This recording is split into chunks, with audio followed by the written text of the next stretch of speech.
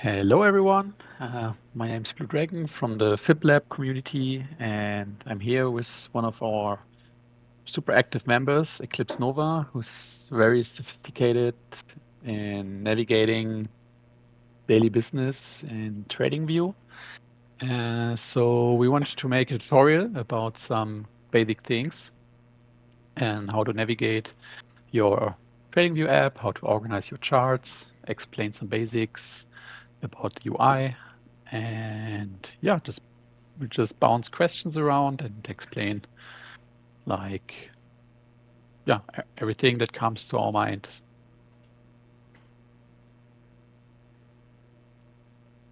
So then I guess let's start right away.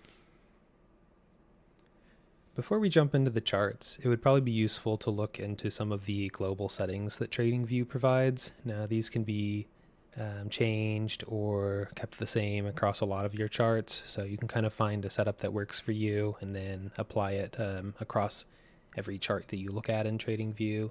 So at the top right, there's the settings gear, and you can open that up to find them.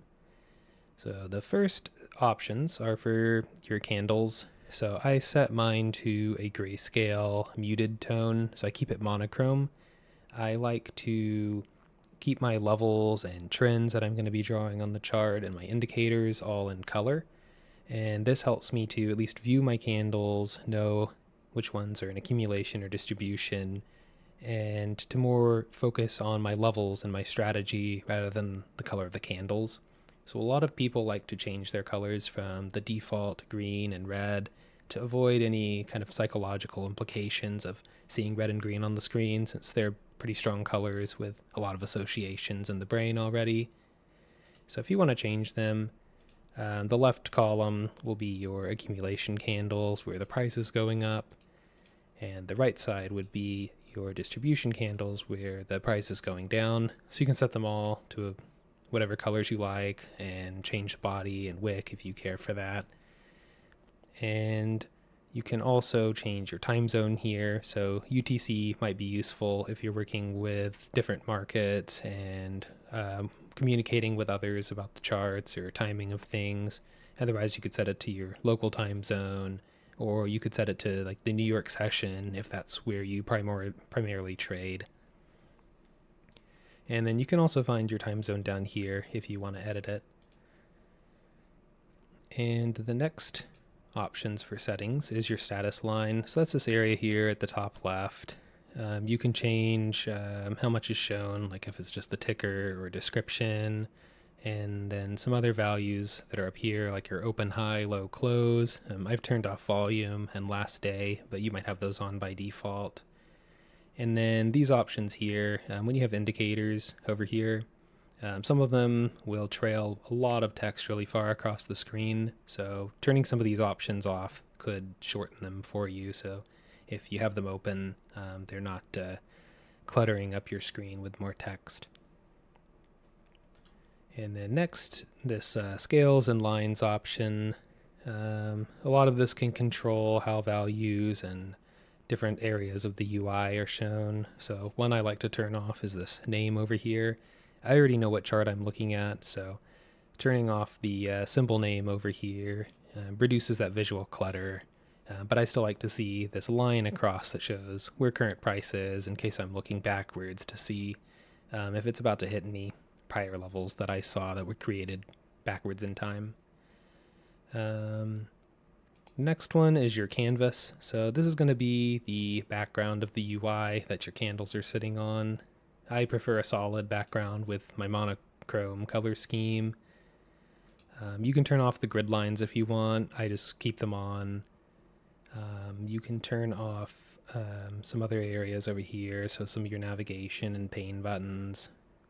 But that's where all these horizontal and vertical lines are coming from. It's just this option that I have enabled. This trading pane is for if you've connected your broker. We might talk about that more later in the session, but if you're connected, you can show your positions on the chart or have them hidden from the chart, and you can get some notification sounds if some trades were executed. So you might want to look into these if you have a broker and you've connected it through TradingView.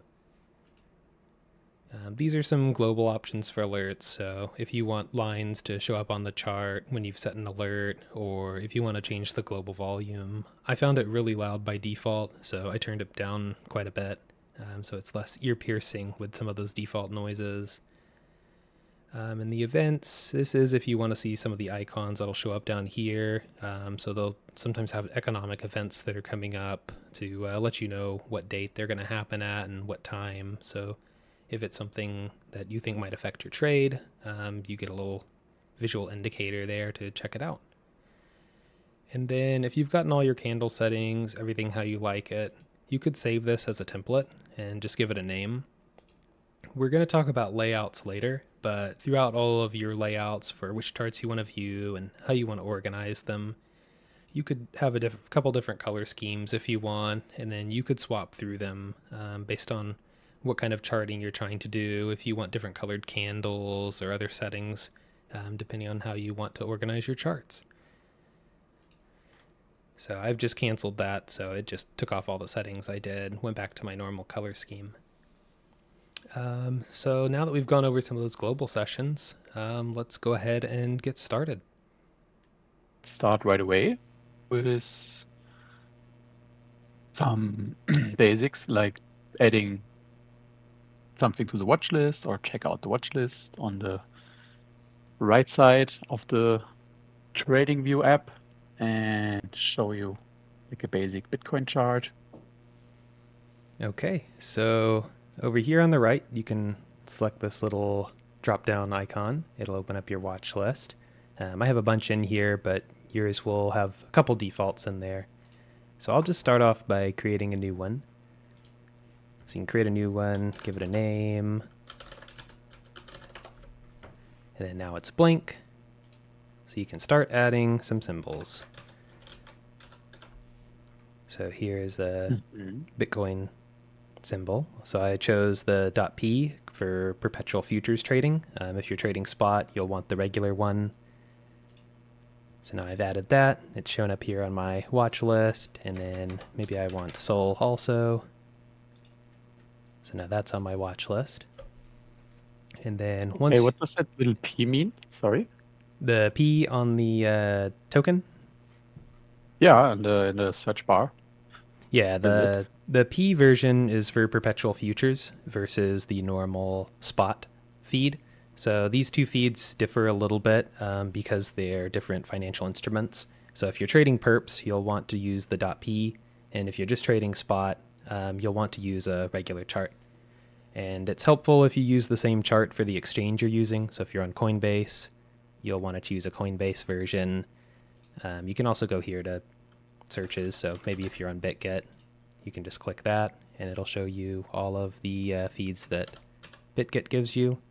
So there's your normal for spot, and there's your normal for perpetual futures. Okay, great, thanks. Makes sense. And then now that we got a couple things on our watch list, we have our chart up. You can click one of those. I already have this one open, so it didn't change. But then you can cycle through the tokens you have and the symbols, and it'll automatically change the chart to whatever you select. And then there's some other features for organization. So if you want to create a section for these are the main tokens I want to look at, and then maybe I'll come over here, add section. So here's section 2. I will name this others. And then you can grab these one at a time and move them over, or you can click on one and then shift click and move a bunch at the same time. So now I have these under main. Maybe I will add an Aster feed. And now it's shown up under others. So now you can kind of sort between which ones you want to see at the top that you're going to use the most often, and maybe ones that you are going to click on less often. And then I could do like a section for crypto tokens and your audio or whatever. Is messing up just a little bit. Can you say that again? Can you hear me better now? It sounds muffled. Okay, one sec.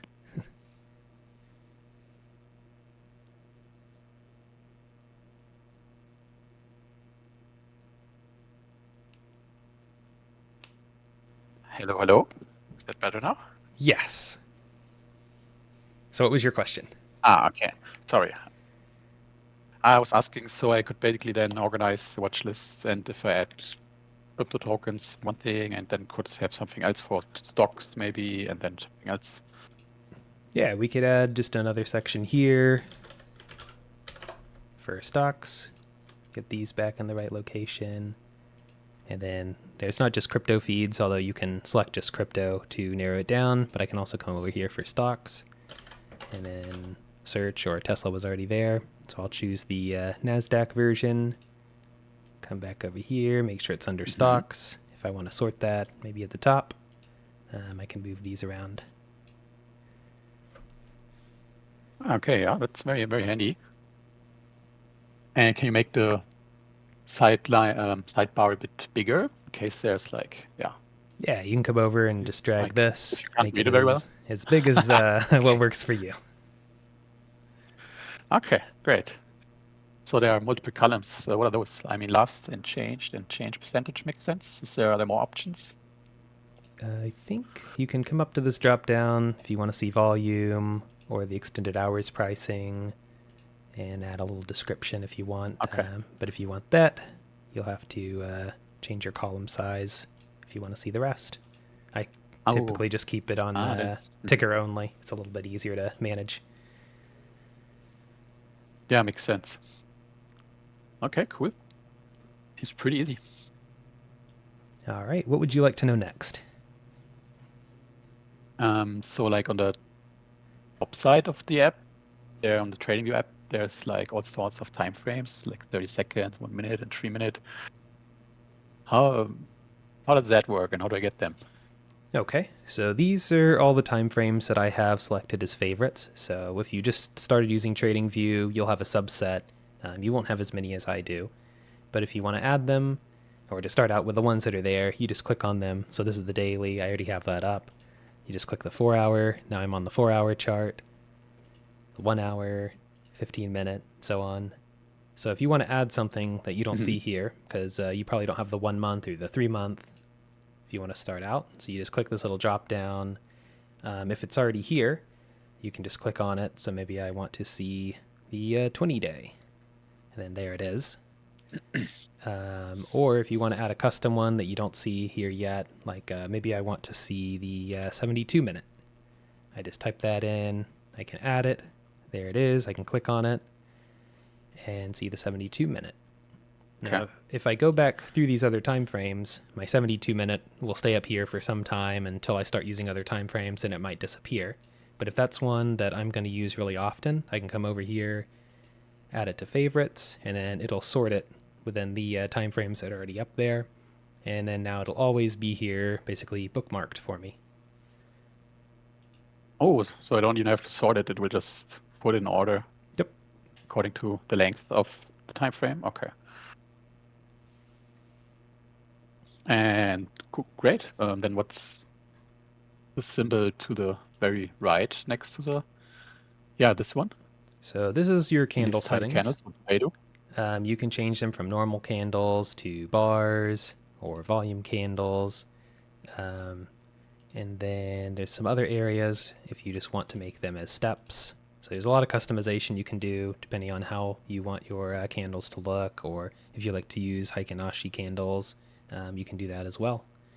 Now I typically stick on the normal candle amount for how I draw my levels on the chart. So different candles might present the information a little differently. So if you are going to choose something that isn't the normal candle, make sure you understand how it's going to draw that candle and what points it's going to take for its references or where it's going to put the wicks. Okay. So just a different representation of how price is moving, I guess. Yeah. Yeah, same information, but certain candles will display it in different ways. Okay. Yeah, makes sense. And what is the next thing, right next to it? Indicators thing? This is how you can add some indicators to the chart. So when you open that up, I already have a bunch of favorites set. Yours will be blank if you haven't favorited any yet. But there's also the search bar. So if you want to put in extended exponential moving average, You can just click that. It'll add it to the chart. Or if you want to add a favorite, there's a little favorite button there, and then it'll get added to your favorites list for later. So I can just click that. Mm-hmm. Now you can see the indicators have appeared on the chart. If it's one that requires a lot of processing time, you might see a little symbol over here showing you that it's processing, and it might take some time for its different parts to show up on the charts, but you can view that there, or there might be a little sign with a red exclamation mark if it had an error processing. Otherwise, you'll see it up here. This little drop down is how you can see all the indicators you currently have on your chart. And many of them have this hide button, so if you want to keep it here for later but want to hide it for something you're looking at, you can toggle that. And then settings. And you turn it on and off again with the eye icon. Okay, yeah, there you go. it. So now it's off. We can turn it back on. And we also have settings. So most indicators will have settings. This one's pretty simple. With if you want to change the color of each of these lines, maybe I want a little darker red or a lighter red, or you can come here and choose the style. So maybe I want a, that one didn't do much, a step line to show the differences as it travels through each candle. We'll set it back to default. And then we can talk about the visibility a little bit later. But other indicators may have more settings that you can play around with to tune it to what you'd like to see. And they're all for free or what? Or how do I get them? Yeah, a lot of these are just built into TradingView. If you can search for them here, you can use them. So that EMA I found was from another user, but all of these that don't have a user and some stats on the side, these are all built in and just provided by TradingView for you to use. Now these that have a user, it's someone who's uploaded their script for others to use. If you have other purchased indicators, you'll see them here, where you can buy some if there's a specific indicator or strategy that you wanted, or that you got it through another community that keeps theirs private with just their members. Otherwise, if you can search for it, you should be able to find all the free ones that you're able to use. Okay. What happens if I add the same indicator like twice? How can I remove it? Yeah, okay. Because I don't want, the same thing twice, Yeah, so there, I maybe clicked the button a little too much. Got 4 of these on here. So now that's too much. I don't want to have to see all this, so I can just hit the remove button, remove. Ah, okay. And then now I'm back to just the one that I intended to have. And on that note, if you really wanted to, you could duplicate them and then change the settings of one and have 2 different versions, but with 2 different settings. The EMA isn't a good example for this, but maybe if you have something like Bollinger Bands, you might want to have your top band configured separately from your bottom band. Okay, so you change your settings but can use the same thing on the same chart, but it will display different things, and then it makes sense. Yep. Okay. Then what are the other buttons right next to it? These 4. I don't know what this is. Indicator templates. Yeah, I haven't really used those. I think you can combine multiple indicators that you're always going to use, set them up as a template, and apply it to the chart. That's why I assume, but since I haven't used it, maybe we'll talk about that another day. We can also add fair enough. alerts up here. So this is just going to be a simple alert. It's currently on the chart I am, which is my BTC chart. You can choose if you want to alert on price or volume, or if you had other indicators, like I just removed the EMA, but certain indicators will have their own conditions that you can trigger an alert off of. So we can go back and look at those with another indicator. But for now, you can configure for price, a whole bunch of different settings depending on how you want to be alerted under what condition. And then you can choose if you want it to just tell you one time whenever it's happened or every time it happens. So this is just going to be a simple price alert. So I could say, alert me when Bitcoin hits 95K. And then you could also put some additional conditions if you want to have more stuff on that alert. So maybe I just want crossing up. And then my original. That means when a greater than. Okay. So you can really play around with under what circumstance you want to have a notification, really, when the price does whatever Yeah, so with at that price, it's moment. not that Yeah, up, great, down. but you could also add volume if you want to play with that also. And then some of these will have other settings for if you just want to be alerted once per bar or just when the bar closes. So that means if this is your active candle, it's not going to alert you when it hits until the next bar closes. Or you can have it alert you every minute in case the price is just hovering around wherever you set your price and you don't want to get notifications at like 60 every minute. You can have it calm down a bit and just alert you every minute. Okay. And then if you do have Okay, something great. that's extended, you can say, well, I only want to be alerted if it hits 95K in the next couple days or a week. So don't alert me 3 years down the line if we never make it back up. And you can also add Okay, hopefully we make it. I hope so too. So I'm going to change this back to price, crossing up 95K. I can come over here. There's just a default message they put in, but maybe I can say some kind of useful alert name for whenever I'm searching it on the alerts list, which we can look at in a minute, and then a full message. And then TradingView also provides some placeholders. So if I want to see what the close price is, there's nothing that says the current price, but as long as you use the close price, it'll take whatever the current price is whenever the alert goes off. And then you can also say, so your volume tags, and then maybe you want the ticker in here instead of the pre-filled out ones. So there's a lot of customization you So can these put are in like these. placeholders, Yeah, these placeholders will get and filled it will, in. yeah. Yeah, whenever the event triggers, it'll send you a message, and then it'll fill in these placeholders with whatever the value is at the current time. And then That's handy.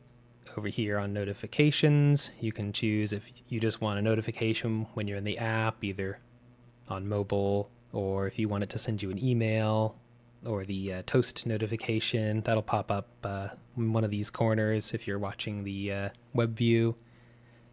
And then you can choose what kind of sound you like. So I think thin is the default, and that one's kind of ear piercing, so I go with something like chirpy. Said like a little bird. Yeah, you can. I don't know if that came through on the stream. I think I turned the audio off in this tab so we wouldn't Didn't. get a bunch of alerts coming through. Yeah, no worries. I guess people can play around with it when they figure it out.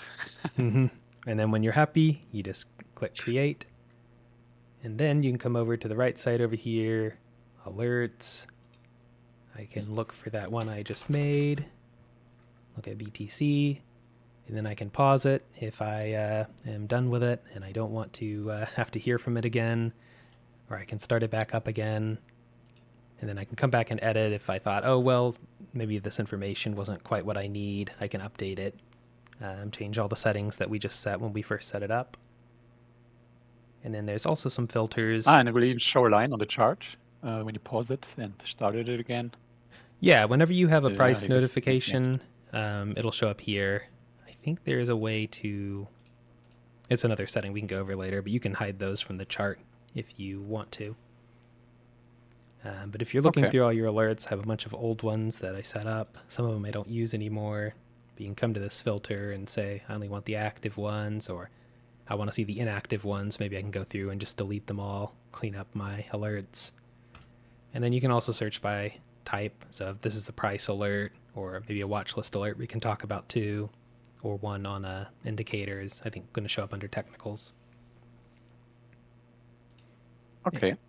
And then beyond the alerts that you have set up, you can also see the log. And I had one that Sol was just hitting over and over again. So that was one of my price alerts. And then I have some others telling me, hey, look at the chart. Something's happened that I want to be notified about. And does it stay forever there, or can I clean it up? Yeah, you can hit, I think it's this clean button here. And then now I'm alert free. and it'll only show my new ones that Okay. I know I need to go look at, and not these old ones that I've already taken care of. Mhm. Okay. And this button is right under the watch list, also on the right side. Okay. Yep, there it is. And then if you have a price alert Mhm. and you've decided that I don't need this, or first of all, if you want to move it around, price alerts you can just drag down the chart. So maybe I want to be alerted whenever it's reaching back on this peak, or maybe I'm tired of this alert, I don't need it. I can go ahead and delete it. It'll remove it from the chart, and it'll remove it from my alerts list. It's no longer up there. And Okay, so great. we got there by going up here on the alert button, but if you just want a simple price alert, you can also come close to the price. It'll have that plus button. You can click that, say add an alert. Here's a price alert similar to what we had before. I can double click that and get to the same settings that we just went through the upper alert button. Okay, so that's much more handy because it can be precise on the chart and select a single price point. It's more readable because I'm doing on the chart immediately. Okay. Cool. Any more All questions right. on alerts? No, I was just wondering if there's more to share about it. Otherwise, there's this other button called replay. Wondering what is that doing? All right, let's go over the replay tool. So when you're going through the charts and you want to go back and see, well, I'm looking at this point and I want to determine what I think is going to happen next. Maybe I want to backtest a strategy or look at my indicator strategies and see if I can determine when would be a good time to have opened a position or not. Well, here I have this full history view, so it kind of gives away what's going to happen. But if I hit the replay tool, it lets me go down here to select some point in time. So I'm just going to choose something old, like 2024, start of the year. I can select that. It'll go back in time, and then here I am, right at the end of 2023. It's about to start on the current day. As you see, I'm moving the chart around. It's kind of dynamically resizing it. So if you want to have it stop doing that, you can choose to unselect the auto fit. So now I can move it around and it's not trying to resize the chart on me. And then you can also either drag this or scroll your mouse wheel across it if you want to resize the candle size. Same across here for getting your time scale. So here we're still on the 72-minute chart. Okay. I started this bar replay and we're at just about 2024 where I want to see the next candle open. Any questions so far? Yeah, this zooming in and out went a bit too fast for me. So maybe how did you do that exactly? Both directions, horizontally and vertically? Okay, so the right size is going to be your price. You can also change the currency if you need to. But price over here, you just click it. Okay. You can drag that, and then now it's showing a smaller price range on the screen. So the height of your candles, which is showing the price, is going to be bigger. And down here, this is your time frame. Okay. So here you can see the date, this is the year, and then as you're going through time, you can also drag that over, and then this will make your candles wider because now it's showing a smaller amount of time. So now it's from the 25th to about the 2nd. And then if I continue to just scroll with my mouse wheel, I can also change that time. So now it's showing from about the 28th to the current day. Yeah, that's perfect if you want to see the details better, then it's good to zoom in like this. Yes. So right now we're still on that 72-minute chart. So now there's this candlestick. Yeah. If I move on to the daily, now we have much larger candles because they're going to show a bigger price range. So this is when you'd want to kind of scroll across, get the time frame where you want to see the candles, and then edit the price column to show a larger price so that you have a better idea of what you're looking at based on the size of the candles you're going to see for whichever time frame you're on. So now we're in and now this candle is stuck and doesn't move in the replay tool. Yeah, since we're in the replay tool, time is frozen at the point we selected. So we selected right on January 1st of 2024. So that candle just hasn't been created yet, and we're stuck right on the time frame where it's about to move over. So the replay tool is going to let you choose a point in time. It'll hide the rest of the history so you can't see what's going to happen next. And you can control that with your replay tool buttons down here. So this lets you select how much time you want to pass whenever you hit your forward button. So there's two buttons here. Play will just play through the chart, and forward lets you manually choose whenever you want it to add time. So I'm at a 1x, so that's about medium speed, and I click that. Now we have our first daily candle at the point we wanted. My next daily candle. My next daily candle. And if this is too much information and I want to see some partials of how that daily candle actually plays out, I can come here. Instead of a 1x, I can change it to a 0.1x, so it'll go really slow and have more steps every time I click. Actually, I thought that was going to show partials, but it didn't on the daily. I think other time frames it will. And then if I want more to show up, I think that's the playback speed, not the forward button. So with the forward button, it'll just keep going Like one if you candle at a play, time. let it autoplay. Yeah, Okay. if I let it out. Yeah. So here it's going very slow on the 0.1. So I'll change it back to a 1x. There, it's slowly playing our candles across. I can have it a little slower if I want it to move a third speed, so I can kind of keep up, see what my indicators are doing, see what my strategy is. And then I can pause it. Maybe I'm at a certain point right here, and I want to look at something and see what are the lower time frames going to be doing on this candle. Actually, I'll select this big one because there's a big move across these two. So you can go back and select the date. So at the bottom, I was going to choose this one.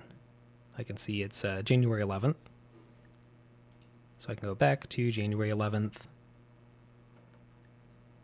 And here we are. That candle's about to open. So I'm currently on the daily time frame, but I want to drop in and see what's going on the 4 hour. So while I'm still in the replay tool, I can change my time frame. I can readjust my candles to however I want to view them. And then now I see 4 hour candles instead of the daily candle. So now I can step through and then see how those 4 hour remember, candles. Okay, great. Yeah, it will remember the point in time where you left off on the other time frame. Okay. Yeah, so now I can see with more granularity what was happening in those 4 hour candles within the daily. Or if I want to drop in even further, see the hourly, it's remembered that last point we were just at, and now I get to view the hourly candles and how those are playing out. And maybe I've finished viewing my hourly move here. I can go back up to the daily and then see that big candle as a whole. Okay. And you wouldn't see it if you're on the daily time frame. So zooming in and seeing what happened there can make sense sometimes. Yeah. Yep. Any other questions on the replay tool? Yeah.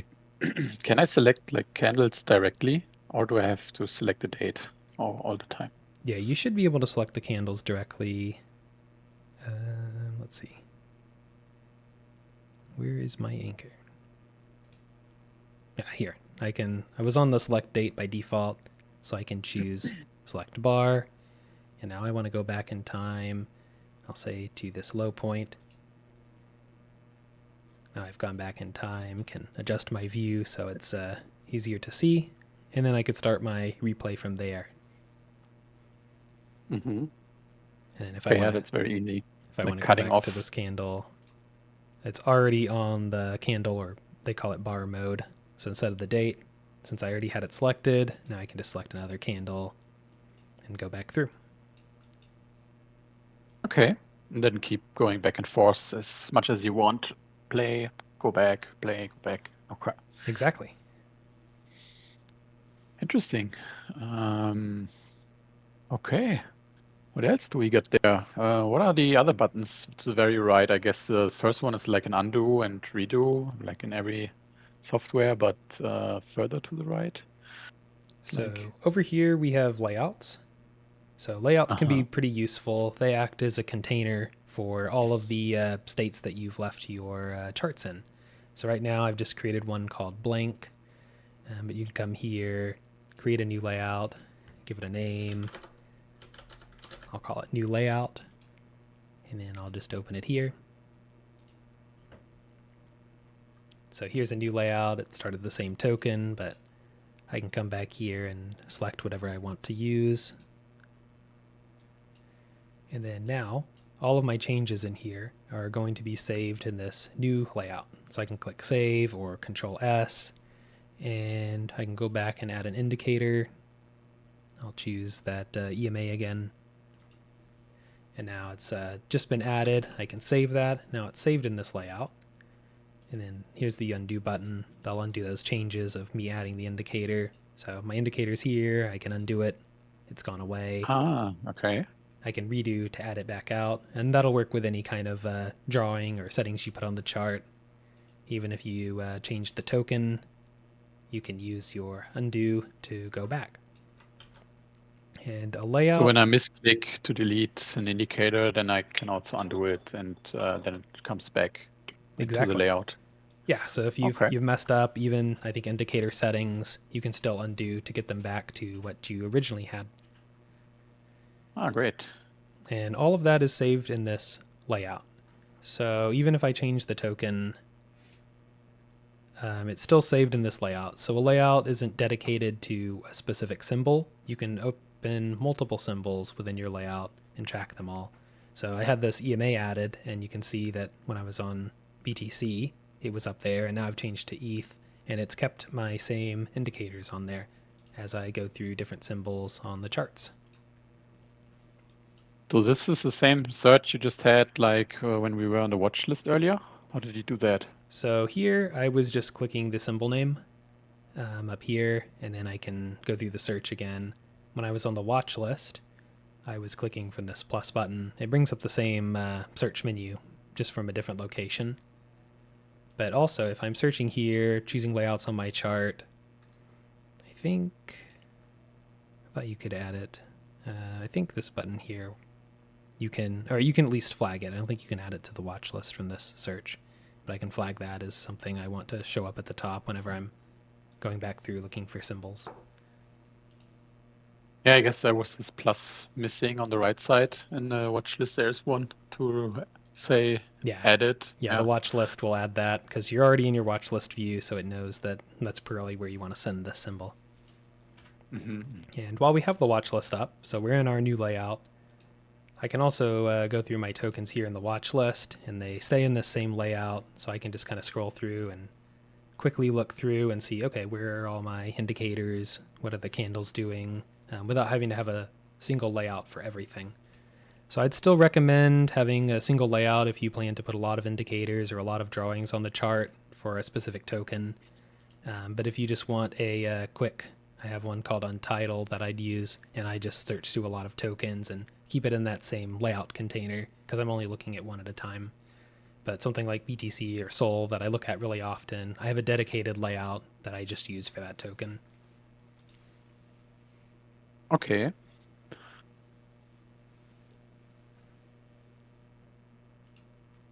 Anything else about layouts? Well, because there's like another button left to, what does this do? So this layout setting lets you create different panes within that layout. So I'll come here and create a dual-sided pane. So right now it's opened up that same ticker. I can see the same symbol, but now that I have these two windows open side by side, they let me do some different things with them. So for one, I can have different indicators on each chart. So I've deleted it off my chart on the right, but it's remained on the left side. And then you can also control your time frames. So here it says the 1 day. This chart is also the 1 day. So I select this pane, make sure it's highlighted around the edge. And now I can use this time frame button up here to say, okay, well, this one I want to view on the 4 hour. I'll resize that.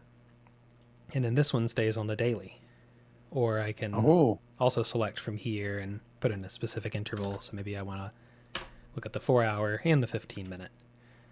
Now you can see these candles are not scaled very well when I go down in a time frame. So I could just drag this bar, but there's also a setting where you can just reset chart view and it'll get you to something a lot closer to viewing the candles at a normal size. Like you right-clicked anywhere and then it brings up this context menu? Yep, I right-clicked anywhere in the pane, so I can reset the chart view like I just did, and then a couple other options if you want to go through add alerts or some other settings that maybe we can talk about in a bit. Okay. How does this work with layouts then together? Because now I have like 2 panels on different time frames. What happens if, what does the layout do to these panels? So if you want to view just one maximized, there's this button down here. So now I'm back to this kind of single pane, my original view of my 4 hour. I can come back here to minimize. Now I see both of them again. I can click on my right side. I can maximize that one if I want to focus on just this 15 minute. Maybe I want to scroll out, see a lot more history that's harder to view when they're side by side. And then you can also resize them just by dragging their border. So maybe I don't need to see as many on the 4 hour, but I really want to see a lot on the 15 minute. I can sort it like that. And there's also some other layout views. So maybe you want to see 3 items side by side. You could do that as well, or just go back to your 2-item view. Does that answer your question? Do I have to be on the same symbol? Yeah, kind of. Do I have to be on the same thing all the time if I have like 2 panels? Like, does it have to be BTC, USD, perpetual, left and right, or I have multiple things? Yes, you can change it. So it doesn't have to be the same symbol on each side. I could change this and say I want to see ETH on one side.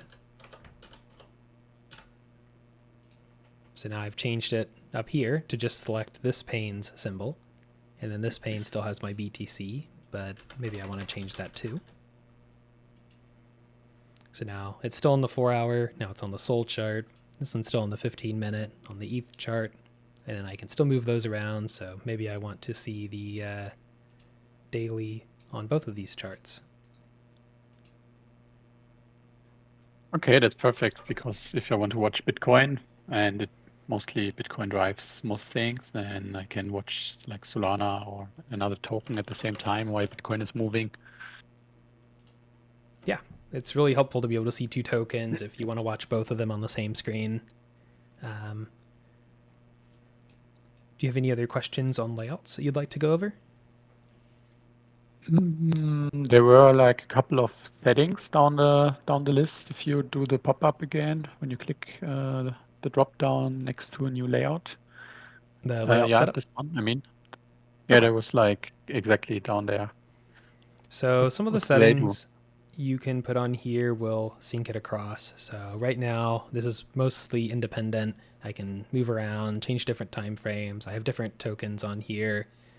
My times, my prices are different. So if I come to the layout setup, I can make it sync the symbol.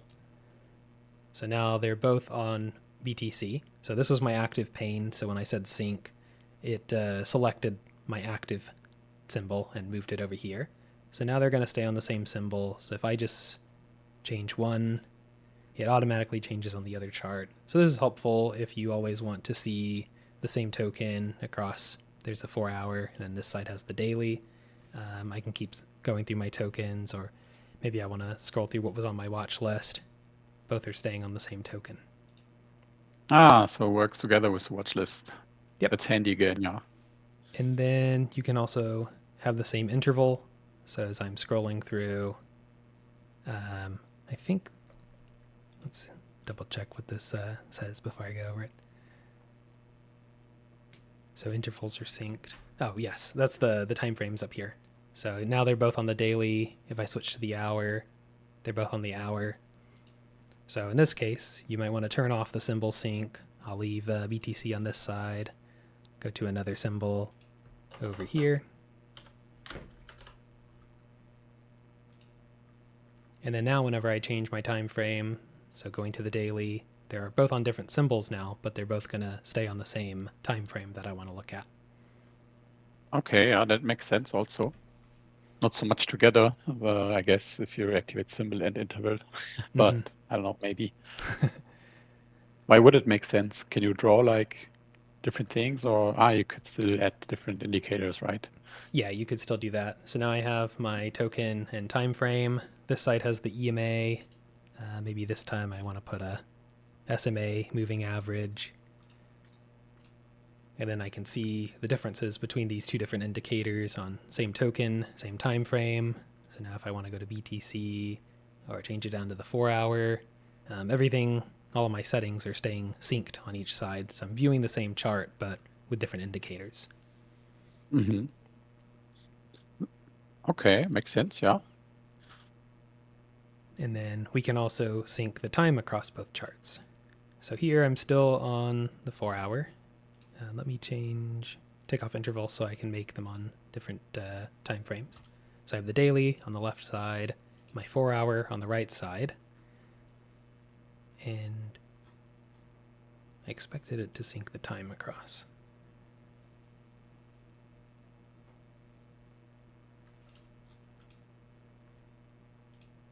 So I haven't really used this one, so I think I'm just confused on... You have to move around maybe, so that it will start jumping.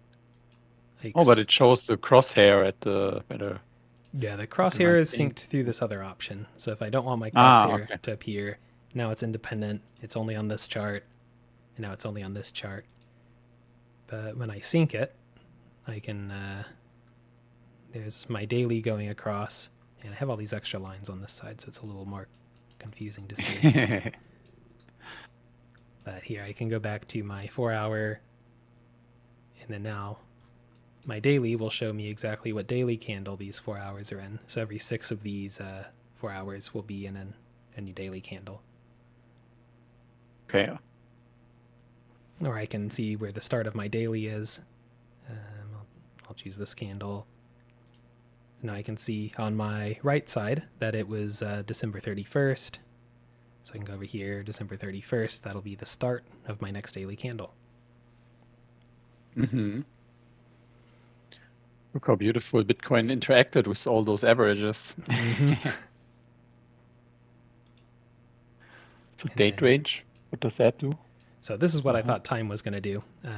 So now I only have this date range of the 10th to the 20th on my right-hand pane.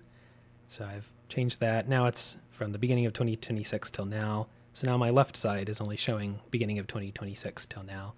And then the same thing, I can change my left side, and I guess, I think it was tied to this specific pane. Maybe not. So I thought my right side would sync, but at least one side is syncing whenever I change its time range that I'm able to view.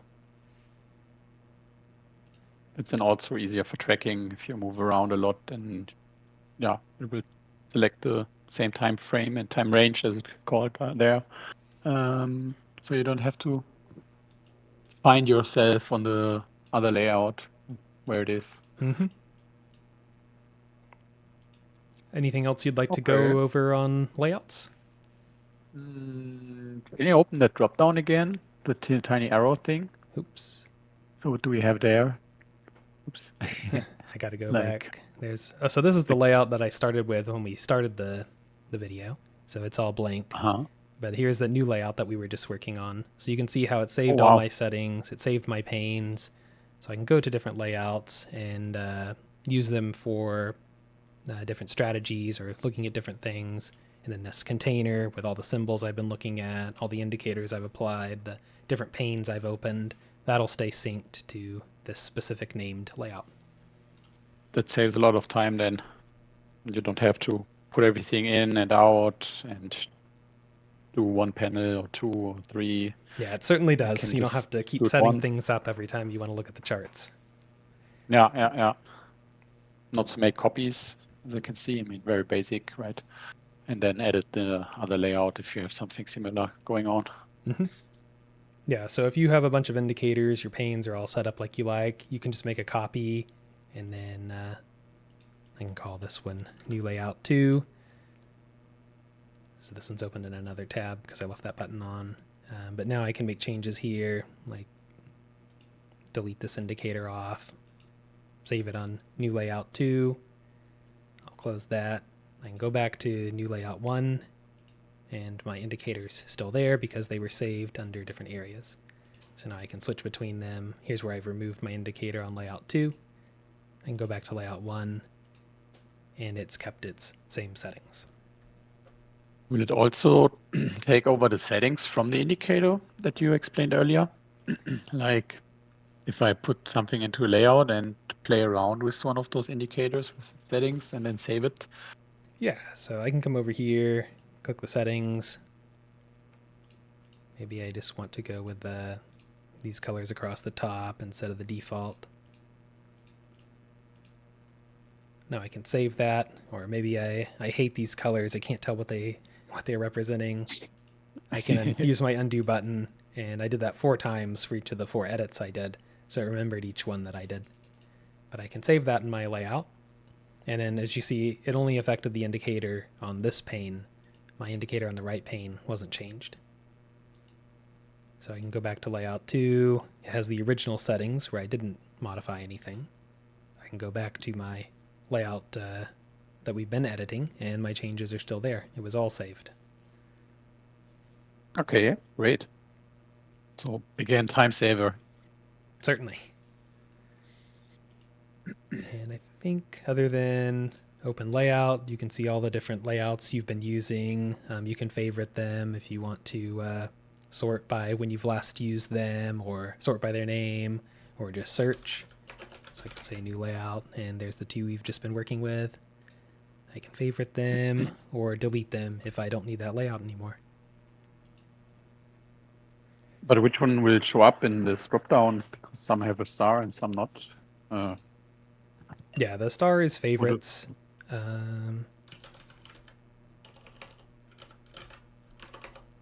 thought there was a way to filter just by favorites. Oh, I remember. It's actually up here. So whenever you favorite a layout, so you could do it from this main menu I was just on, or they'll let you do it from the drop down, which shows you recently used. It'll show up That's recently used. on Okay. your bar across here. So whenever I remove it from my favorites, it's not here anymore. Now it's again, and then I can favorite layout 2. So they're right next to each other, and I can quickly swap between these 2 layouts if I'm going to be using them really often. And it shows you like the first letter of the name from the layout as a shortcut button. So if I renamed this one to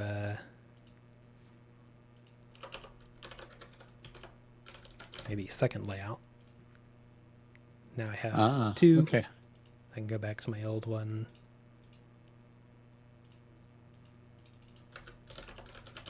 Rename it to first layout. And then now it's really easy for me to understand which of these are supposed to be which by just naming the first character of their name, something that'll be helpful when I'm looking at these favorites views across the top.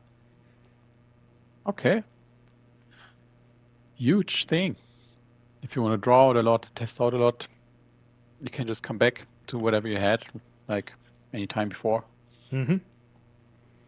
Is there like anything else on the top bar, like relevant buttons that you'd like to share something about? So the quick search is pretty handy. So we've gone over a lot of things so far, and there's probably still more to go over. And if you're looking for certain things and you can't remember where the button is, or maybe it's hidden between a window, this quick search up here, where the hotkey, which defaults to Control K, will pull this up, and then I can search for a replay tool would show up, alerts. So there I can create an alert or have some shortcuts to manage my alerts.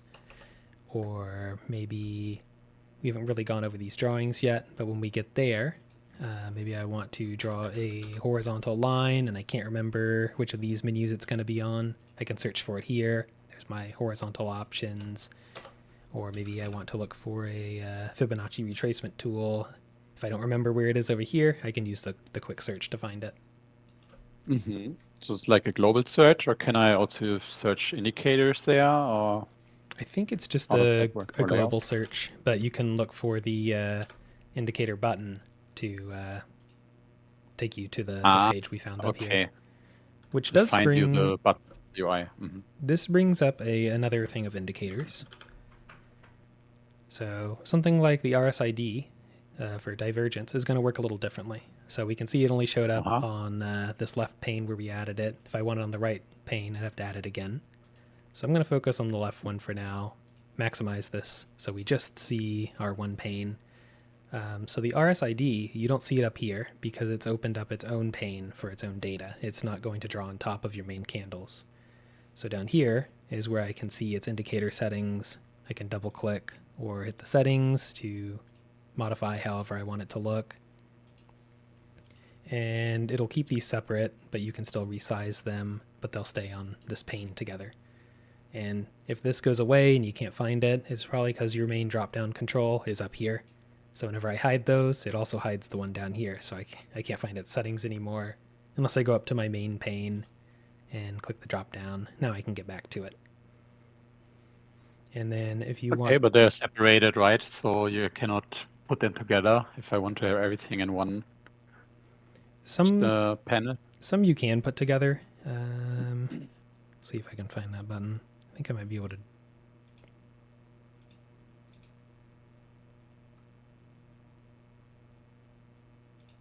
There, I can move it to that pane above, and then now it's overlaid. I think there is a way to drag it on top. I've accidentally done that sometimes. So if you end up with your indicators on the same chart, you'll see that they aren't exactly scaled together. That's because your RSID created this new bar over here to scale. So maybe you want that a lot larger. Okay. Your candle's small. Scale. Okay. Or maybe this is too confusing to have them overlaying. It's just too many lines up here. So you can come back here and move to a new pane below. And then now you have them separated again. Okay. And maybe I don't look at this one this often. I can come over here and I can collapse it. So it's still down here as this little bar, but now I can see my main view. Then I can maximize it again or drag it and resize it for whatever is useful for me. And then this arrow up here is similar to that the settings I had when I went over here to move it around. This is just a shortcut to move it above or move it below. So you can move them around, get them organized, whatever makes sense for you. And again, this also then works with layouts, I guess. Like I would assume that everything works with layouts simply and saves whatever you do. Yep, I can save my layout, go back to my other one. I could make any kind of changes I want here. I can come back, and it's already saved it exactly where I placed everything before. So if I move that, save, here's my other layout. I go back, and it's remembered exactly how I've positioned everything. Okay. Also very handy. Whatever this indicator does, but there are probably more to explore another day. Yeah. We can go over indicators another session, but for now, we'll just show how to navigate TradingView. Yeah, great. So there's like a little camera on the top right side. I guess that's taking a screenshot from your app, or what does that do? So whenever you click the take screenshot, it's going to capture this entire interior browser window of everything that TradingView has for your chart. So you just click that. You can download the image or just copy it so you can paste it into maybe a chat that you want to send it to someone. You can send a link, or you can just open a new tab, maybe save it or share it however you'd like. One thing to note is whenever you do run the screenshot through TradingView, it will include your TradingView username up at one of the corners. So if your TradingView username is also your personal name, you might want to scrub that out from the image before sharing it out on the internet. Oh, that's a very crucial hint you got there. Thanks for letting everyone know that you don't dox yourself on the web. Yeah, so make sure if you are screenshotting that you don't mind sharing your TradingView username. And there was this copy link. So does that mean you can send your layout or chart to somebody else and he can work on that? Yep, I can copy that link. Now it's in my pad. And here's the link. I mean, if you don't want to You can share that link to anyone. I could share it on chat to you, and then you could open up on your computer and view my screenshot. Fantastic. That's pretty good for collaboration. And there are like trade and publish buttons. Publish sounds a bit like snapshot and copy link. Is that kind of the same? Or what does that mean? I haven't used the Record publish video. option, but I think that's some TradingView features. I know they have like some news feeds and chat feeds where people can share their strategies and do a small write up about what they think is going to happen next or how their strategy works with some screenshots. So I think that's what these features are. Okay, so like more deeper collaboration options, basically, if you want to. Okay, yeah. Mm-hmm. You can follow other users on TradingView. So maybe if they're publishing on TradingView for their strategies, that's where you can find them. And the trade button, it lets you connect with your broker. So it'll pull up this section down here, which you can minimize or maximize to bring it back up. And then here you can select whatever broker you're trading on. So maybe you use, I'll say Binance. You can click this. It'll let you sign into your account. And then once you're signed in, it'll show you your trades that you have open, all of your open positions. It'll show you your P&L. And if you do have a position open and you're on the same feed, so I'm on the BitGet feed right now. So if I opened up my Binance broker, it wouldn't show me anything about my position. I'd have to come here to my feed. I would want to select the Binance that I'm using, make sure I'm on the right symbol that my trades are going to be on. And then if I signed into Binance, I had an open BTC position, it would show it up here, maybe a line across that says position opened along with the P&L. And you can also move around your stop loss and take profits will show up too. So you can drag those around instead of having to go through your broker's menus if you want to manage it all through TradingView. Ah, yeah, okay. Yeah, I was just about to say maybe some people wanted inside the app and others wanted separated to have like a less biased look and drawing situation.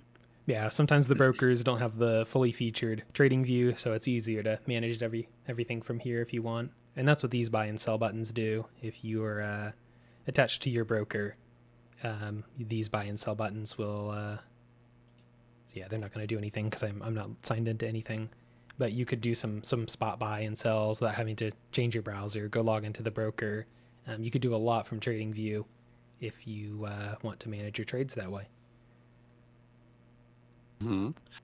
Is there anything special I should know about tickers? Like, can you only like search like assets, or is there more functionality, like some tricks? Yeah. What else? What not?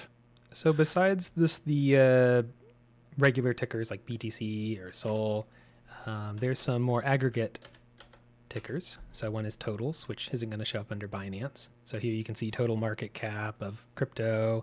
You can see some excluding certain tokens, excluding stable coins, if you want to see these other kind of totals. And then you can also do formulas. So if I want to do BTC over, I think the DXY, was that formula? 1 over DXY. So now I have to use math.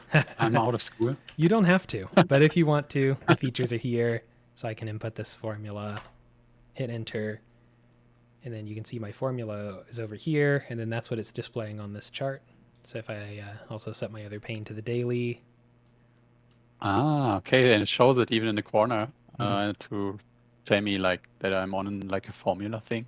Yeah. Okay. And then, so it's edited a little bit for how TradingView calls it certain symbols. But I can also come over to my watch list, and if this is something I want to look at pretty often, I could type it in here as well, hit enter, and then here it is on my watch list. So then I can view my BTC, I can go to my 1 over DXY, or I can swap around. So it basically gets treated just like a normal symbol. But if you want to use a formula for some kind of special chart that you want to look at, that's available in TradingView too. So I read a lot about, or heard a lot about like pair trading. So people put like two symbols in their watch list or in their search, put them against each other, I guess, and then they get some information out of it Yeah, you can do that to too. make sell or buy. So I think trying to remember the TQQQ. So this is going to be, I expected it, NASDAQ. So this is basically just a stock. I think it's like a 2x leverage stock. So I could view this one. Let's just get these back to single pane. I can also do a formula over, I think it's SSQ, SQQQ. Yeah, so the TQQQ is for a long and the SQQQ is for a short. So you could make a formula of TQQQ over SQQQ, hit enter, and then now you could form a strategy of, well, whenever this is high, I want to sell my TQQQ and buy into SQQQ, which is basically I want to go long as the price rises. And then once we find some kind of peak that we've identified, we can flip that. I can sell my TQQQ and buy into SQQQ as it goes on the way down. I hit here. I would want to sell my SQQQ and go back to a TQQQ if I want to pair trade these two opposite funds. Okay, so it's just a matter of finding pairs that seem to have some form of correlation of ups and downs, and then you can hit them on your watch list, put alerts on, I guess, Yep. or do whatever you want. I opened up my watch list, and since the symbol's currently open, I can just hit the plus button. I can move that up to stocks, and if I want to pair trade those tokens, I can just pop through and get an update of what's going on. Awesome. Okay. That's a whole lot. Is there like anything relevant on the bottom right thing? There's like this in the watch list. When you click a ticker, is there So something interesting in there? whenever you click a ticker, it'll give you some information about it. So the market isn't open right now, so it's just going to show the last price that it was at. It'll give you some news if you want to look at the news through TradingView, and then it'll tell you some other stats about whatever token you're looking at. So market cap, trade volume, and then you can. I haven't really used these. See all kinds of things. Yeah, all sorts of stuff you can look at if you want to analyze. Oh, yeah, you can just scroll down. It'll show you all this information about a stock. So you can view a lot of this from TradingView if you don't want to go and look it up through other sources. You can just get a quick setting of in here of what this token's doing. So I can see all these stats, or go to BTC, get a quick overview of what's the sentiment and trading volume and everything going on. Sentiment is always important. What do people feel about their money? Mm-hmm. All right.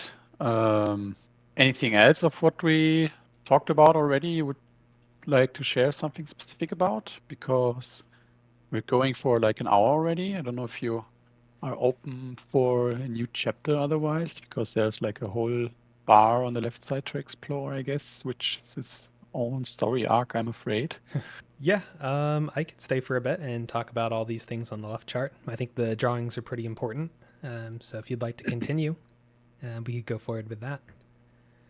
Okay, then maybe get some basics in of what we can find there. And if it's not too much, then have a follow-up session another day to go really deep into more details of how you can use those things. Yeah, I think that sounds good. So we'll just go over a couple of the basics that I personally use pretty often. So up here is just your crosshair. You can change it to whatever you want it to look like. Cross is typically easiest for me. Your first drop down is going to be for drawing lines and levels. So trend lines, your rays, your horizontal lines. So with trend lines, and another important thing to note as we start drawing levels is without the magnet tool, you just kind of draw them from wherever. So the trend line tool is 2 points. So I can draw a point here, draw my second point there, and then it'll show my trend. And then I can change either of these so that we can maybe fine tune it as more history goes on. Maybe I want to drag it over there. And then I press... These are like anchors, and then it just draws a line further through that, or? Yeah, these are your two anchors. I'll go over a couple of the settings and explain the difference between trend lines and rays. Okay, yeah, sorry. Didn't mean to interrupt. No problem. Keep going. But you're asking the right questions. So if I want to remove this, I think I can... Oh yeah, it's this button up here. So this has a couple of the settings for the current drawing that I'm working with. So I can go ahead and remove that. Now the magnet tool I use very often. It's got a couple settings. I like the weak magnet, but that will basically catch. So you see I get close to this candle, it's auto grabbing it so that I can easily click and attach this pivot point to that candle. And then I could attach this pivot point to that candle or this one. Look at this trend line. It hits everything. Mm-hmm. It knew about everything. So if you want your trend line to be very close to specific candles and their wick or their body, the magnet tool will help you get that as accurate as possible. And viewing the trend line, you can come here, see its settings. You can change the color if you want it to look differently. You can add arrows on either direction if you want to see those. And then here is where, I don't remember if this is the default or what I did, but you can choose if you want to extend the lines a certain direction or just have your trend on this specific point to point. Some other useful ones are the text. So I can name this line. So I could name this as a resistance trend. And then you can see the text there. The alignment buttons let you move it to the top, maybe center it. So now I can see a name for what this trend is supposed to be representing on my chart. Okay. The coordinates... Can we maybe get rid of the indicator lines and panels? Because I get a bit confused and overwhelmed by all the... So I'll collapse I'm already very old and my eyes hurt. Yeah, let's focus on our trend lines. So okay. I can double click to open it back up or just single click, hit its menu up here. I've named it, selected where I want my text to show up. Maybe I'll go ahead and extend so I can see where this trend might be hit in the future. The coordinates, my price has just auto aligned based on my magnet tool, but I could also change this and manually set where I want that price to be. And then my magnet tool will, of course, just auto catch back if I want to move it. And then the visibility... It will only change one of the points. Yeah, that's point number 1. If I want to change point number 2, I can also edit that one as well. I got it. Okay. And something very useful is the visibility. So right now, if you're just looking by default, all these are going to be toggled. So here's my trend line. I can move to, we'll say, the 4-hour. There's where my trend line is going through. It was aligned to daily candles, so that's why it's not really attached to anything up there on that point. If I go to my 1 hour, you can see my trend line going through. So maybe I want to also add another trend on the 1 hour going through here. And then I go back to my daily, and these two trends are pretty close, but I might get confused because they both look like they're going from the same point. So I could take my original daily trend and set its visibility to just be on the daily if I want, or maybe I do want to see it on the 1 through 24 hours. Maybe I just want to see it on the daily. I can set this visibility of exactly what time periods I want to be able to see this line on. And there was match like this thing you explained earlier on the top bar with all those. Yeah. So this frames. will match to any amount of days. So like I have a 1 day, a 2 day, a 3 day. So this is limiting it to only show up on the 1 day. And now if I click on the 2 day, my other trend is changed.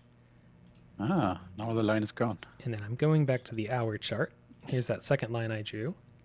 So I will just change that to blue. I can also set the text to blue. And I'll just name that as my 1 hour trend. And now its visibility, this is only on the 1 hour, so it's not very helpful on the daily chart. So I can make it just not show up on the larger time frames and limit it to just the 1 hour and below. So now here's my daily. It's still going to be there. And then my 1 hour, if I go up to the 4 hour, there's my daily, but my 1 hour trend is now hidden from me. But if I go back to my 1 hour, there it is. Okay, yeah, now I get it. Yeah, Now my trend's back, doesn't show. Mm-hmm. and I can drop down to the 15-minute. And then there's my 1 hour trend coming through, which I think the daily disappeared because I told it not to do it on the low time frames. Yeah, I only want it on the 1 hour and to daily.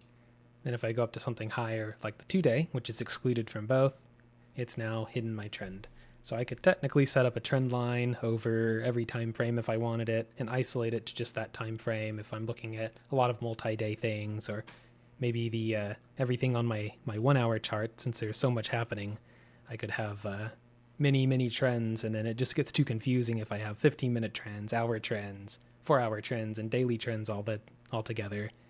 So that Visibility tab really helps you limit to what you can actually focus on and not get lost in just lines everywhere where they begin to lose their meaning because there's just so much color everywhere on your chart.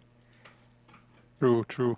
And I guess like 50-minute trend lines are not so meaningful for weekly or monthly or whatever. Yeah. So then it makes sense anyways to have it separated. Yep, you can choose wherever you want your line to be visible. And I'm going to go back into the dual panes. So I'll just go back to the daily here. So here's another example of how the panes worked. I put my daily line over here, and by default, or by the default I have selected, it's now shown up on this chart automatically. So I could draw Okay. another trend going up. I'll just change that to red. It's automatically showed up on this chart too. And if I delete it from this side, it's deleted from the other side. And the way that works is this setting down here. So I've said that any new drawings I write, I want them to sync in the layout. So when I draw a daily over here, I want it to show up on my other pane. So I think by default, these are disabled. Yeah, so now I've just clicked it, I've disabled it. So I could just draw another trend over here, and you see it didn't show up over here because they're not synced. And I can turn that back on, but since this drawing was already done when the setting was off, it's not going to automatically get converted. So I would need to delete this, and I need to draw it again, and then now it can show up on my other chart. So you can use that. I get it. Yeah. Uh-huh. The sync layout's really useful if you want to view two things side by side. Like I was just looking at this hourly. So here's my chart over here with that hourly trend I viewed, and it can see the daily over here, and then everything is synced across, so I can move throughout my time frames. I can draw it on either side, and I know it'll show up whenever I'm moving my time frames around, depending on which pane I'm in. That's very useful. Is that otherwise you have like too many colors and too many lines on the screen. Yeah, it's really helpful to view your two time frames side by side like that, and then have your trend lines and levels set with their visibility to limit based on what is actually useful to show up, because that maybe 15-minute line isn't very useful when you move to that weekly chart. Okay, what else kind of lines do we have there then? So going back, Trend line seems like I can draw whatever, and yeah, rays work just about the same. I think the only difference is their default of whether they're extended or not. I end up extending both, and I'll explain why. Actually, I'll go ahead and do that now. So let me undo that. I'll leave my lines. And what I've done with some of these visibility settings is it's kind of a pain if every time you draw a line, you got to update whatever color and text and visibility that you want to use. So you can set up templates. So I've set up this red line. I've limited it to the basically only to show up on a daily and any of the hours within a day. I can come here, save this template. I can just call it a daily trend. And now all of the visibility settings and all of the text and colors and text placement options and the line style, the current color, its width, and its style, that's all going to be saved in that template. So I can come in, I can draw another trend line. And by default, I think they'll go back to some kind of other settings for the chart that you're on. But now we see my daily trend settings. So I've updated that. There's my text that I had before, the same exact visibility, the same exact style. So what I've So done, it's just in a drop down. How do you get there? So you save them, yeah. But how do I load it then on any line?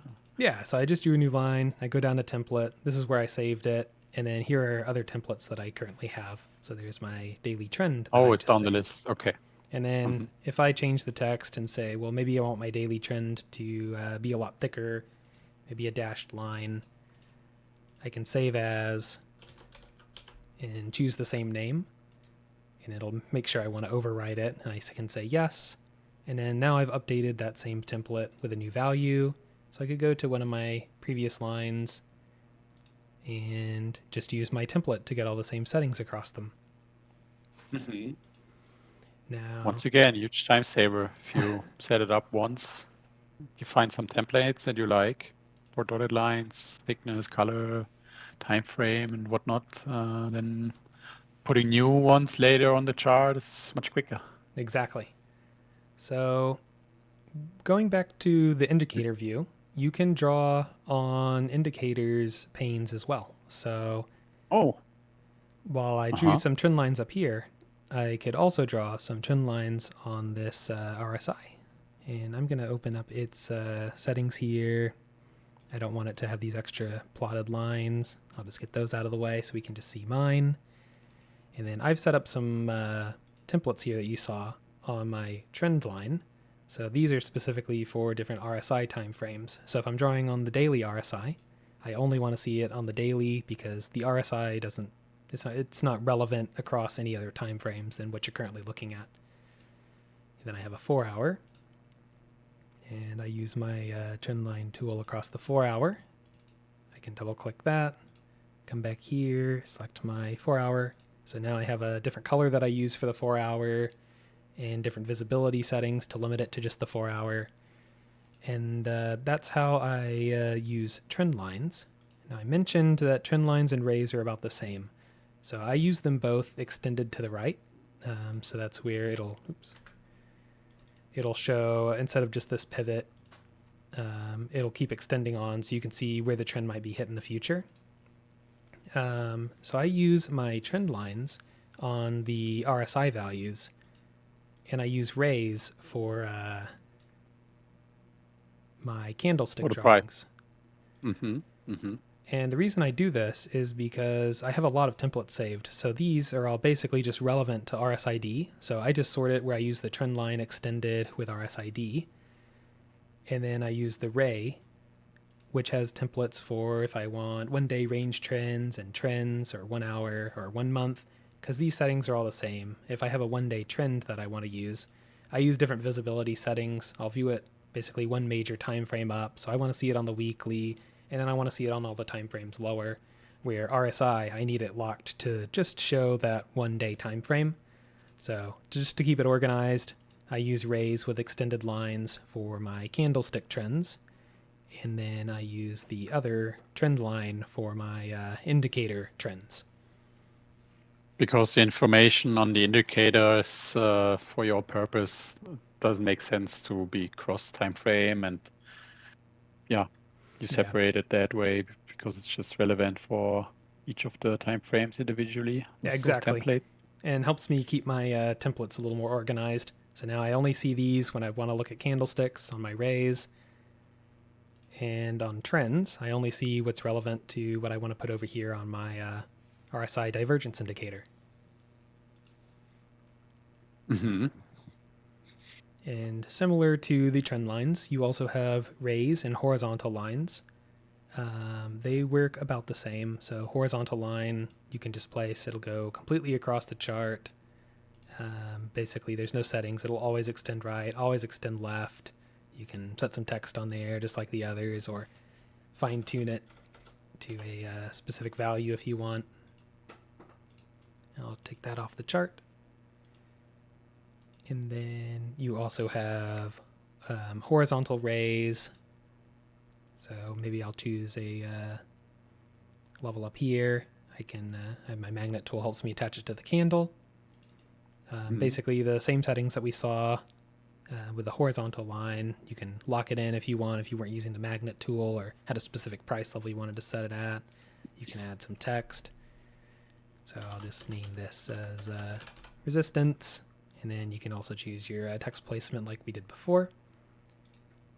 And similar to trends, I also have a bunch of templates that I've set here. So you can control the visibility. By default, it's viewable on all of the time frames that you select. This is always going to show up.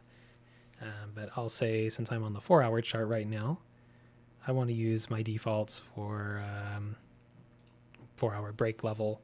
We can talk about what those break levels are in other videos, but for now it's just a specific resistance level that I've set. And I want these visibility settings so I can see it up a little bit of time frame. So beyond the 4-hour, I'll look at it up to the 12-hour, and then any level below. And then it makes it easy to see that, oh, this level was hit again, so I'm going to call it a different type of level. And even added a label on the right, right next to the scale. Yeah, so any text that you have set, whenever you save as to create a template, it'll keep that text. So now if I choose my break level, I have it set to put my text on the right. It'll always show my break level over there. If I change it to a different kind of template, it's kept that same naming that I originally named it as. So it helps me keep what my levels are apart from each other. So I can add one down here. Oops, wrong time frame. And then you can see it disappeared because my 15-minute doesn't have visibility to be seen on the 4-hour. So now you can see I have a break level and my origin level up here, and I've used different settings for the style for to set the color, and then also to set thickness, and then what kind of line, if I want it solid or a dashed or dotted. And then all that saved. And it helps you to understand in like you're just eyeballing your chart one time, and then you see immediately which line has which significance, kind of, given the different designs, I guess. Yeah, the way I trade is different lines have different meanings. So having these templates just lets me set that meaning easily. And then whenever I'm looking at my chart, I don't have to exactly view the text. I can just tell from how my line looks and what type of level this is and what I'm looking at. And as I go across time frames, so now I'm back on the daily, I've decided that this 4-hour level was important enough that it should be seen on the daily. So this one has its visibility set to be seen all the way up on the daily, where my other break level down here will only show up on the 4-hour and below. So that's how I can use these lines and templates to help me identify areas of significance that I want to show up and across which time frames I want to see them on. Okay, yeah. Makes a huge difference, I guess, for then going through scrolling through the time frames and knowing where price is doing what, if you have that all set up properly and organized ahead of time. You got to stay organized once you start drawing all these lines. So these visibility and templates have really helped me to keep myself sane as I draw all these levels on the charts. Yeah, I bet. Is there like any chance if I have, let's say I have 10 horizontal lines that extend to the right, and then I see, oh, you know what, I want to change them all at once, or even more lines, and even with a template or whatever, can I do that, or do I have to go through every line? Yeah, if you want to apply a new template, I think you have to do it one at a time, or maybe, you have to do it one at a time. You can't shift select multiple levels and edit them all at once. So that's why the templates are helpful. I just place them when I first place a line, or if I had to come back and update it, I can update it. But unfortunately, if I update one of these templates, it's not going to apply to everything retrospectively, only that current one, and any future ones I then apply the template to. Okay, makes sense, yeah. So one more useful line to look at is the vertical line. So maybe I'm looking at this 4-hour chart and I want to see everything that happens after this candle here. So you can have similar editing settings if you want to color them or set templates. But now I can drop down to the 1 hour, and that vertical line helps me keep this reference point as I'm looking across different time frames. Up there's my thick line. So I can understand as I drop through time frames without having to try to identify a different timestamp. It's this easy vertical line to be a quick reference point as I'm looking around the charts. So it's really easy to identify that same exact place so I can watch across my time frames. So it's like when you're going through, rotating through all those time frames, you don't get lost, I guess. Yeah, exactly. If you put that marker on, like a marker. So you can drag that around, or you can also use the arrow keys on your keyboard if you want to move it exactly one candle at a time. And Like left and right arrows. Okay, get it. I think another important tool to look at that I use often is the Fib Retracement. So when I'm looking at my chart, I'll see certain levels that have significance that I want to apply my Fibonacci retracement to. So I can attach that there, and your defaults won't look like this. But if you want to look at them similar to I have or change them to your needs, you can come to the Style tool and change how thick that level is, what kind of line it is, and then you can select which kind of Fibonacci levels you would like to add or remove. So this is the specific style for trading that I use. So I also have these saved as different templates. So one for a Fib Lab for what we call Fibonacci trades on the hold levels. And then I have another for if I'm doing ranges. So if I want to view this as a range, I have them templated a little differently so I can kind of get a quick glance. I know exactly how I templated, so I know what I'm looking at when I see these on the charts. And then you can How also... does it look originally to compare it? Can you load the default also? Apply defaults. Yeah, so I think this is closer to how it's going to look whenever you first open the tool. So the extending is something that I've done. And if you want to set it all to one color, you can select it here. Or if you want to remove the background, sometimes it's useful to get that out of the way if it's more visual clutter. And then if you misclick that or for whatever reason you have that, then you can say load a template that you had earlier. So if I want to save this as a template, I could go ahead and save it, give it a new name. Or if I don't want to use these defaults, I want to go back to what I had before. There's my templates ready, waiting, and with the correct visibility settings that I want. Okay, great.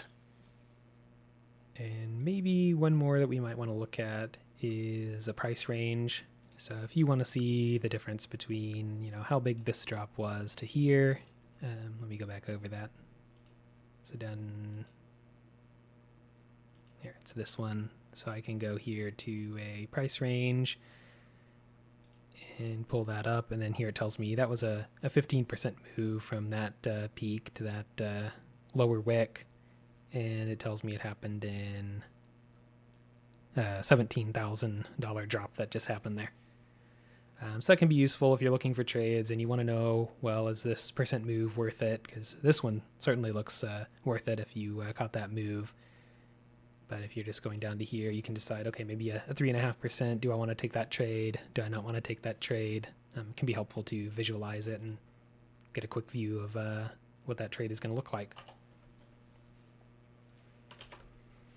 So that's a lot of the stuff that I commonly use. If you have any questions about those or anything else you'd like me to show, ask away. I feel like there's like a lot to explore. There's like a little brush and a T for text probably, even emojis, I guess. Yeah, those are useful. All sorts of things. So if I want to add some text like take a trade here, I can add this whole text box, good. Move it around or extend it. And similar settings where you can change the text inside, visibility and font. Is there like a shortcut to copy something you already drawn out or have on your chart? Yeah. So here's my text box. Have like text, yeah. I can click on it, so it's been selected here. Control C, Control V, and then now I have my text box again. Okay, super basic. Okay, so I can do that with Trendlines and basically all tools that I want. Yeah, anything you place on the chart, you can typically move around to another location, or Control C and Control V to copy it around. And then the drawing tool can be pretty useful if you are, oops, I will do that. Oop, I still have it selected. That's like free draw, paint drawing. You can Yeah, get so very creative. I'll delete that. So now we're looking at this current view in the chart, and maybe I want to draw my brush. So I can say, okay, well, maybe I think price will go down. Maybe it'll hit some level and bounce back up. I can kind of draw that in to maybe visualize what I think is going to happen. And then we can see how it plays out as more candles come through. Mm-hmm. And then there's Then some also other... sharing with others, kind of, then that seems pretty helpful. Yeah, if I want to take screenshots or share my charts with others, they can see. Maybe I could circle things if I want to emphasize something a point I want to get across. There's also arrows if you want to draw some arrows to point to specific areas of your chart. So there's I've a lot seen of... those a lot that point up on Twitter, like green arrows. Price Mhm. always goes up. So we'll make this one red. Let's point it down. Okay. Oh no, it's going down. No. So there's a lot of drawing tools that you can explore for different things you want to draw on your charts, or different texts, or you can put tables, notes, and other things. If that helps for you to maybe share your charts, or to give you some notes for things that you think is going to play out as you're looking through to make trades. Mm-hmm. Anything So let's else? just play around with those things Mm-hmm. that are on the left side. Yeah, and And there's tons why of... you draw them there at some point, then that's like a whole different story, I guess. Why lines are where they are and how they are. Yeah, there's a lot of tools over here that you can explore. See which ones fit your trading style and what you're looking at on the charts, or which drawings you want to use to communicate ideas or make notes for yourself. Or you mentioned Can you the use the this emoji rectangle button, tool? The the emoji rectangle. button. Yeah, there was like, so you can free draw, Yeah, so I can... mark areas or whatever. Oh, and right now I do have the magnet tool, so it's automatically trying to anchor itself to a candle. If you have that, you Ooh. can either toggle it here, or you can press Control, and that gives me kind of a free draw. So if I'm trying to specifically put it up here above the candle, I don't have my magnet tool getting in the way. So I can draw my rectangle. We'll say I'm going to look at price within this box.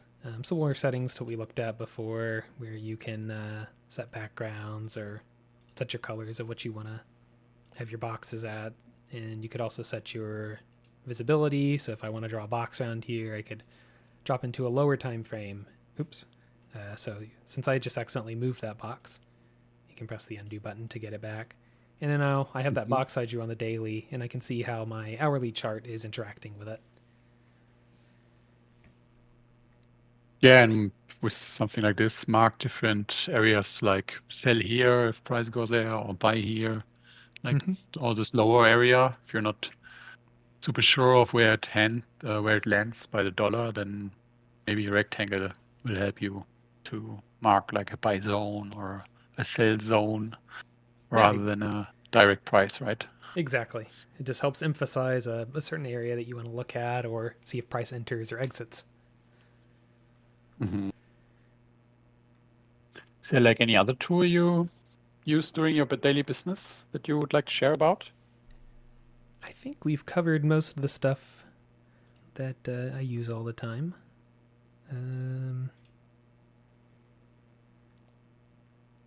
Don't really see anything else to note right now. I think we covered a lot.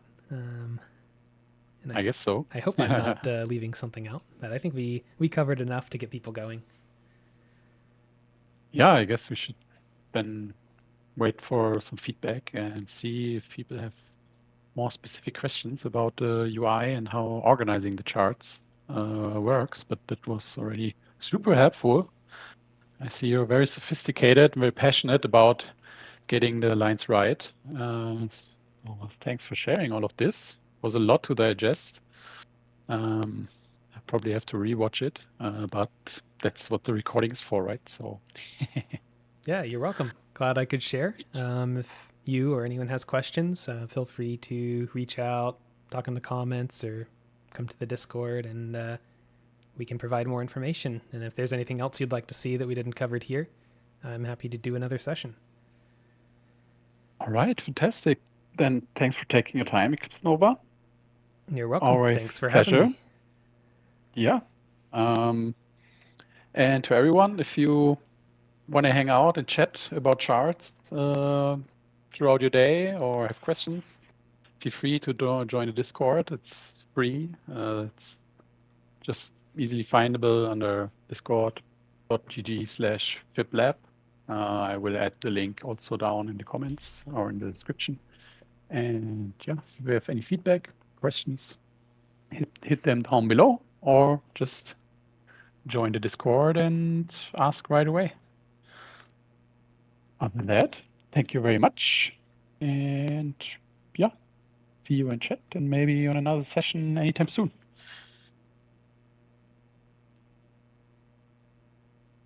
Bye.